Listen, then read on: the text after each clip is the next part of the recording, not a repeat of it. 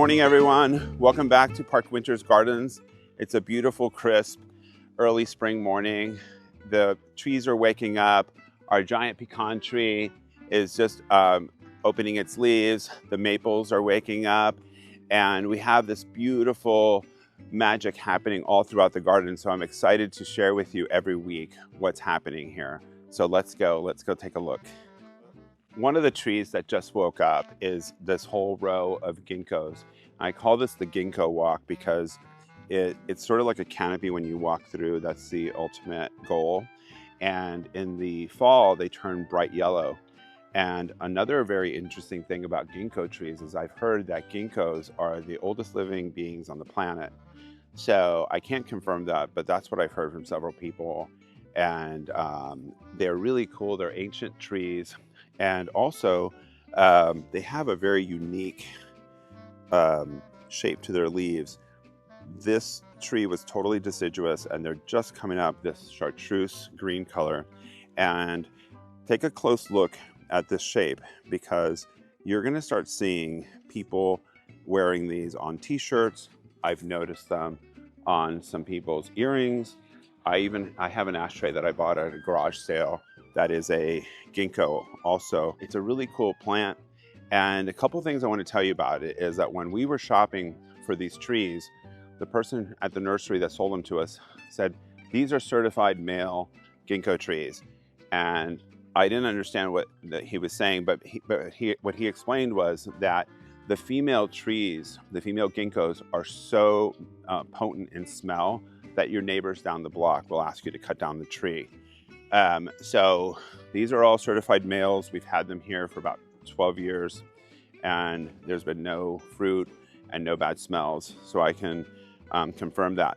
And the other thing too that I wanted to tell you about the ginkgo trees is they turn like a canary yellow in the fall.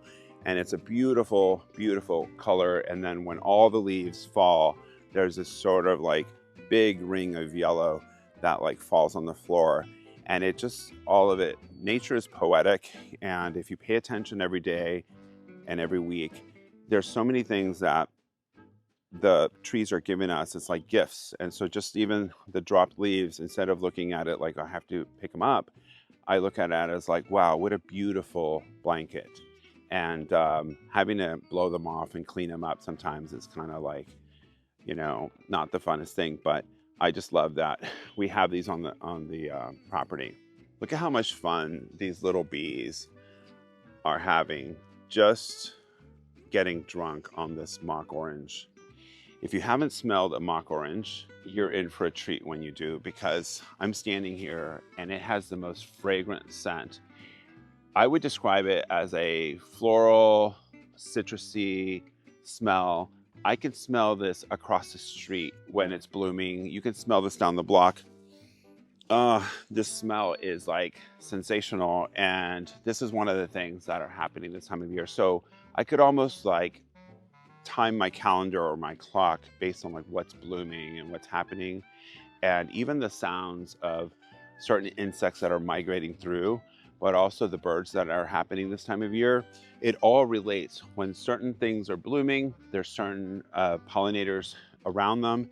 And if you pay close enough attention, and because I've been here for 14 years, I've observed this whole unfolding, and it's an amazing thing. And I've also observed that nature hands us the fruit and herbs and all the vitamins that we need throughout the seasons. So all this is unfolding, and it's a spectacular, great thing to have observed. I've been gardening since I'm 5 years old, and most of the things that I know are from living in it, observing the gardens, and also gardeners, they're so generous with information. Most of the technical things that I know are from people who are professional gardeners that are in the field, people that have taught me to cultivate certain plants and how to feed them, how to protect them, and how to save them. So just wanted to share that with you. And look for a mock orange. And if you can grow one in your garden, this is like the most sensational scent this time of year. Look at this beautiful boxwood rounded hedge. What is awesome about this hedge is that all these boxwoods that are going like this in the round actually used to be over on the other side where it was all crammed in this little square, and I removed them last spring and we arced them like this. We ran like a line from the water fountain to the edge, and we just sort of like did a circle, and we transplanted them. And anytime I transplant something, my favorite product to use is called Super Thrive.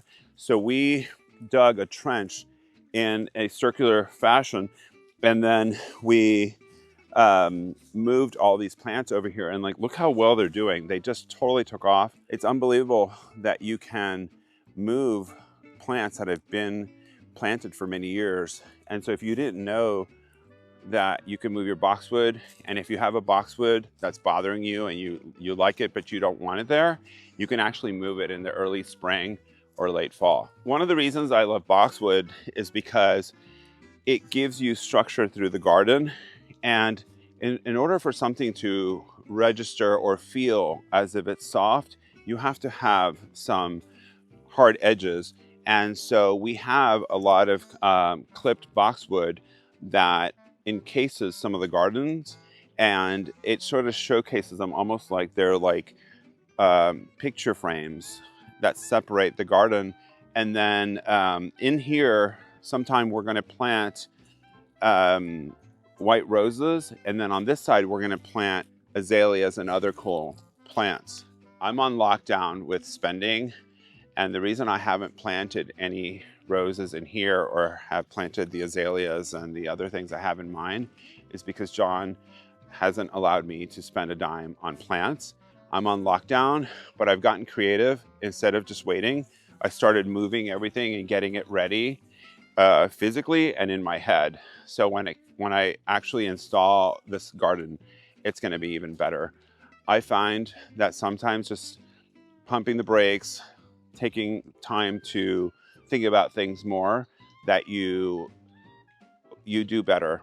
You do better if you take your time, because the garden has a way of speaking to me. And just like with design, plants speak to us, and everything I've done is better because of other people's suggestions, but also because I'm listening to what's really happening. And I would just say, some of us call it your gut feeling, and trust your gut. If there's anything giving you apprehension, there's a reason, and you should question why you're thinking this in the garden. And then the plant or the tree may say, move me over 5 feet over here, or move me over here, or take me out completely out of this area because I want to open this up so I can see things. And you'll see your plants will start speaking to you. I love the bright chartreuse green color of the leaves on these ginkgo trees. And I love the Sunken Garden over here because it has bright colors. And if you look closely, there's bands of color where you have the inner circle is made out of boxwoods, and the outer circle is rosemary. And when you have things that are hard clipped next to things that are soft, they register softer because you're creating like this balance of like crisp versus soft flowers, and it's just really cool to see.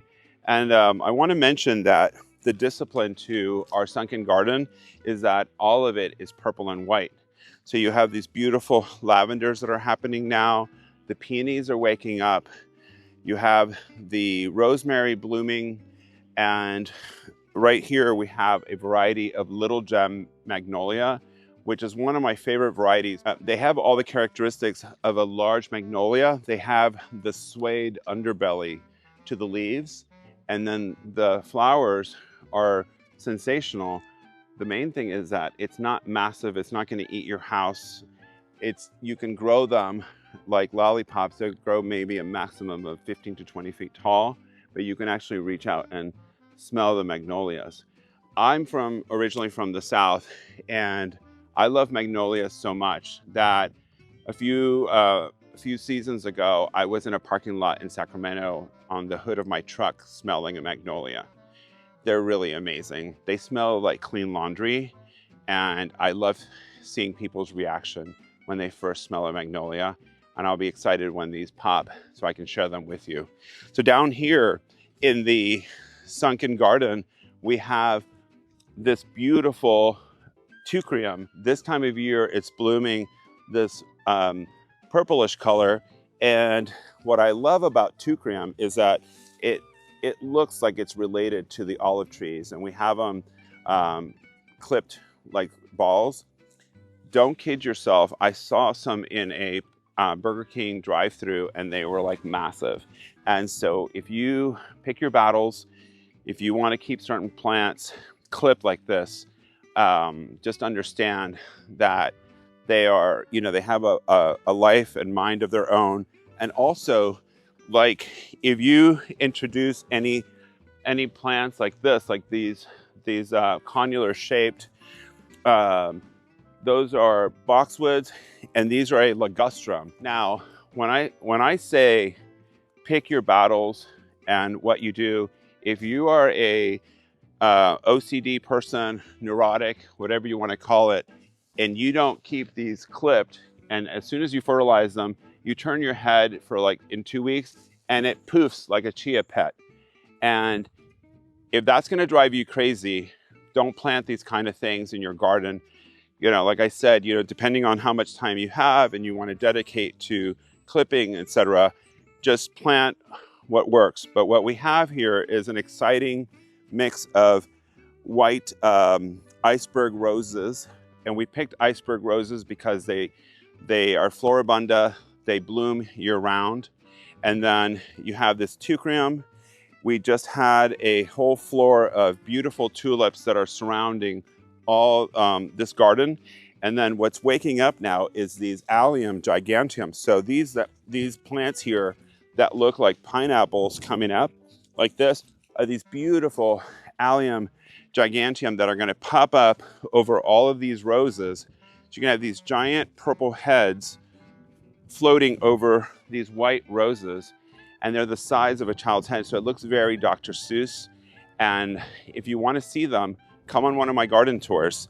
It's a really exciting time of year. I can't even travel this time of year because if you're gone for more than a week or two, you've missed some very exciting things in the garden. This garden is full of memories, and a lot of the plants and flowers that are here have been gifted to us by people. And every time I see certain plants, like when I see these iris, I think of my friend Kate, who gifted us a bunch of iris, and then these other spring bulbs.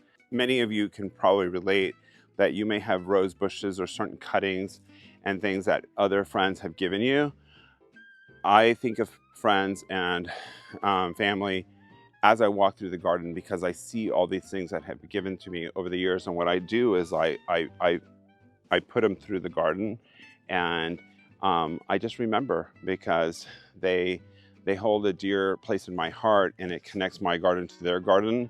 And you all know that gardeners are very generous with information and with sharing plants. And we're very fortunate that there are people who love what we're doing and have been generous in sharing some of their plants with us. Before I let you guys go, I want to show you one more thing. Our turbo thyme is popping right now. It is at its peak, and it's so beautiful. And I just have to show it to you because things happened so fast, and from one week to the next, you may or may not have the opportunity to share. So please allow me to share one more thing with you, please. Look at this amazing turbo thyme. It only happens once a year where we get this awesome carpet of it. And one of the things that I did is that I took little sprigs of this turbo thyme and I injected it into different parts of this garden on this side. And so now we have it sort of like even, and it's filling in. These are these beautiful white roses that were given to us by our friend Betsy. So we call all these, we call this garden Betsy's garden because all the roses came from her. And the turbo thyme is just happening right now. Like, look at this. There's hundreds of bees. If you look closely, they're all just having a ball, getting drunk on this. And the smell that I think that they're getting drunk off of is this amazing scent of pears. And the smell of these are awesome. And so if you didn't see our scented garden video, check it out because I talk about this. But right now, because the blooms are happening, oh wow, the scent is amazing.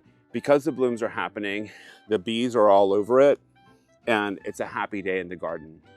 Look at this beautiful combination of how the turbo thyme kind of comes up into this bush. And so this is a beautiful lavender that just sort of like blooms at the same time. And you know, having grown up as a fine artist, using paints, I've now transitioned to painting more with flowers and trees.